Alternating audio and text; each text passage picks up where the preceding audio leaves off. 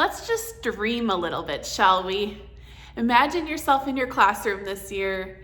Everything's running smoothly. You find exactly what you need in a very short amount of time. You want to know how I think you can achieve that, or at least get close? Optimal classroom storage and classroom organization. This video is going to walk you through exactly how I feel is a really great way to store and organize your activities that you use for centers or stations, interventions. And I'm going to show you a bunch of different options actually, and I'm going to walk you through the pros and cons so that you can figure out what works best for you in your classroom. The first place we're going to go is actually my storage closet. We're going to take a look at those math manipulatives. You know they take up a lot of space, so what's the best way to store them? Let's take a look. I like to store my manipulatives in these storage containers. I actually bought them from Walmart. They come in different sizes. They are linked below in this post. Along with, you get the free labels. Let's take a look inside of one of these. All right, let's take a look inside one of these storage containers. So I believe they come in 4 sizes. This is a smaller version. They have this, but also in a larger version, but just the same amount of depth. And then a nice deep one for things that take up more space. What I love about these is that they have the clasps on the sides to keep the lids on. I like that they have a surface to put a label. I also like that they stack nicely. In fact, any size stacks on top of each other for the most part, so you can kind of interchange the different sizes so that they stack nice. I also like that they're see-through because it also gives you kind of a quick at a glance of what is inside. The one thing I don't care for when it comes to these is that the price of these have gone up over the years. So if you end up purchasing these, it makes for a great option, but if you want something that's a little bit more affordable, I think the biggest thing for me that I would do if I were to buy these again is to make sure that you have containers that have a nice display surface for a label and that they stack nice. And again, the clear part is my preference, but you can decide what works for you. Now that we've talked about the manipulatives themselves, let's go into different ways to store the activities. Doesn't matter, math, literacy activities, we need storage options. Again, I'm going to deliver the pros and cons with a variety of different choices. The first one up is file folders. File folders can be a really great way to store your different activities. What I like about these are that they're very affordable. One way I have figured out a way to keep them durable for a longer period of time is to laminate them. If you get the larger laminator, you can get the file folders laminated so that they last longer. The one thing I will say about that though is that you do have to snip off the tab for these file folders in order to get them to fit through the Scotch laminator. So there's a con. But I do like these as a nice affordable option. If I were to say another con, it would just be that they're maybe not as durable. Another storage option besides file folders would be simple Ziploc baggies. And I know that this isn't the right size, but sometimes just taking your center activities and putting them into a gallon Ziploc bag, even file folders will fit in a gallon Ziploc bag. That will be another nice option. The nice thing with those too is that they'll lay flat in storage tubs or drawers. So another perk there. Another storage option, since we're on the topic of these file folders, would be these Sterilite drawers. Now, I really like these Sterilite drawers if you are storing your things in file folders, because if you snip the tabs off, including if you put them in a Ziploc bag, they can fit into these drawers really nice.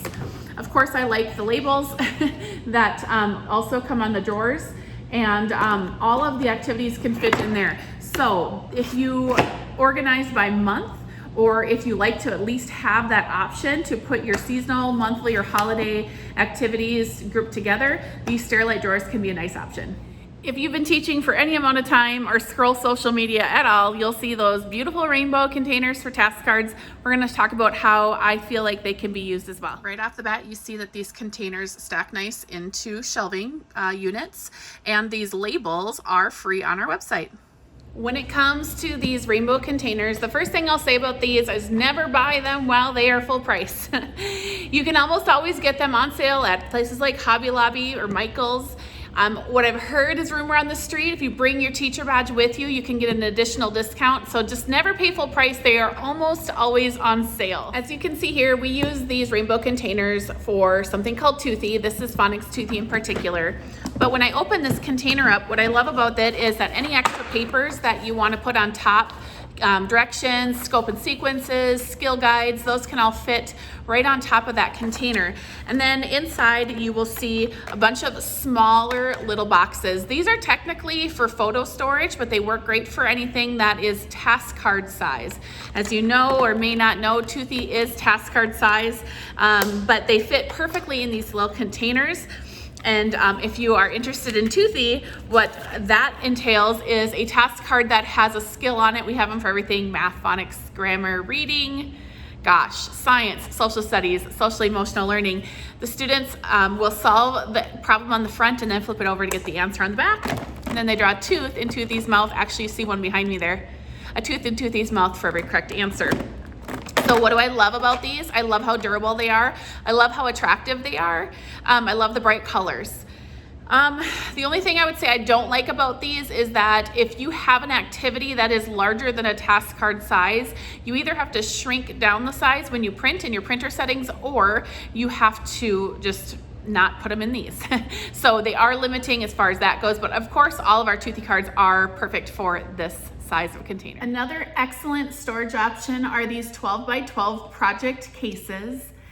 You will see the colored ones I actually got from Costco a couple of years ago, and then the clear ones I believe are Sterilite brand. I got them from Amazon. But what I love about these primarily are the sizes. So because they fit perfectly in them, you're not limited to that smaller size, which is nice. And I actually store my activities inside of Ziploc baggies inside of these project cases. If I were to give a downfall, maybe it's just that they take up a little bit more space on your shelves. But I think that they really work nicely. The other thing, I guess, if it's a downfall, is that it doesn't necessarily create a lot of organization within the container itself, because you're literally just piling all the activities in, whether it be through file folders or through, Ziploc baggies. But overall, I really like this option, especially for me with my literacy centers. Next up, we have these rolling cart drawers. I personally don't use them for center activities, but I did want to include them in this collection because there's a lot of teachers in our Facebook group that do use them. What I love about them is that they are colorful. I love that they are on wheels, so you can wheel them around your classroom and fill them up as you need to. What I don't love about them is that I feel like the drawers are a little bit cheaply made, if that makes sense. And so I feel like if the students are the ones to be yanking those drawers in and out, it could end up in some damaged drawers, but overall it is another good option. Let's talk binders. I don't use binders for a whole lot outside of my lesson plan book, except for when it comes to our reading passages. Or activities to go with those reading comprehension skills you see behind me here. These labels are actually free. These coincide with our reading passages. But what I love about these is that you can get all your activities right inside of those folders. And then when you need to cover a certain comprehension skill, it is very easy to find. You can see here the orange is fiction, the yellow is nonfiction. So another storage or organization thought that I want to give you space to think about this time of year is, what are you going to do with the unfinished work? So we know, especially with small group time, you're always going to have the possibility of unfinished work. And I felt that prior to figuring out a system for this, I felt there was a lot of work that would go unaccounted for. I felt like because the students didn't have that accountability piece of completion and the teacher knowing if it was completed or not, prior to having a system, a lot of kids would take advantage of that. So think about what it is that you plan to do for unfinished work. And it doesn't have to be small group time. This could truly be a time for even just your regular literacy block during independent practice, or maybe it is during their writing time. So some options for this, I've got a few. So in my classroom, we had tables.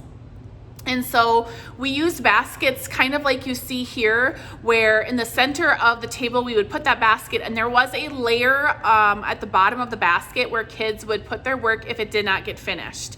That was a nice at-a-glance way for me to just peek and see if there's work to be done at any of the tables. Another option that could work is something like this, where you have each student gets a file folder in this pocket chart, and then Again, the teacher can at a glance take a peek and say, oh, Joe, you've got work to finish, or oh, Mallory, I see that you have something in your folder, and that's just a nice, quick at a glance way. The other option I have thought about, I haven't used, but I think would actually be a really good possibility, would be an extra set of mailboxes, something like this. With mailboxes, what's nice is that your students have a place to put their work inside of their spot. Again, a quick at a glance for the teacher, and unlike the file folders, we'd have to actually dig into them a little bit. The mailboxes allow you for just a really quick peek. What do you have in there? And then that accountability piece will hopefully help with making sure that they get their work done. And then the last storage and organization tip I want to leave you with is I want you to think about how it is you want to store your activities. The last thing you want to do is go digging for a certain activity for 20 minutes, which in the end you end up not finding it, printing it, cutting it, prepping it, getting it all ready, and then later you know you're gonna find it.